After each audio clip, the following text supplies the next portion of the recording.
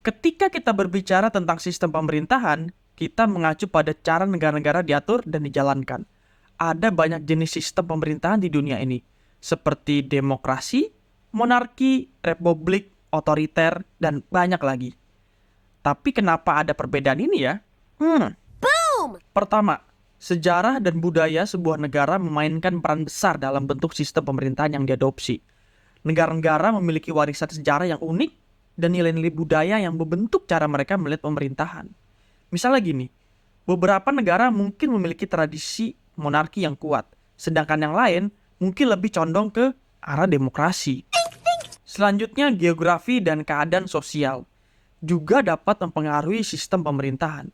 Negara-negara dengan populasi yang besar atau beragam mungkin memilih sistem pemerintahan yang memungkinkan warga negara memilih suara yang lebih besar dalam mengambil keputusannya. Di sisi lain, negara-negara dengan populasi yang kecil mungkin memilih sistem yang lebih sentralistik untuk memudahkan pengolahan. Respect. Faktor sejarah dan pengaruh luar juga memainkan peran penting. Seiring berjalanan waktu, ideologi dan nilai-nilai politik dapat tersebar melalui interaksi antar negara. Beberapa negara mungkin memilih untuk mengadopsi sistem pemerintahan yang mereka lihat berhasil di negara lain. Solution. Tidak kalah penting, kebutuhan dan tantangan yang dihadapi oleh sebuah negara juga dapat mempengaruhi sistem pemerintahannya. Misalnya gini, negara yang menghadapi konflik atau ketidakstabilan politik mungkin memilih sistem yang lebih otoriter atau menjaga keamanan dan stabilitas.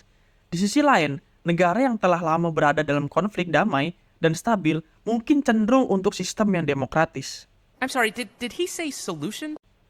Perbedaan dalam sistem pemerintahan adalah bukti keragaman dunia kita. Tidak ada satu ukuran yang cocok untuk semua negara, karena setiap negara memiliki keunikan dan tantangan sendiri. Penting bagi kita untuk memahami dan menghargai perbedaan ini, karena setiap sistem pemerintahan memiliki tujuan yang sama, yaitu menciptakan tatanan sosial yang baik untuk warga negara mereka.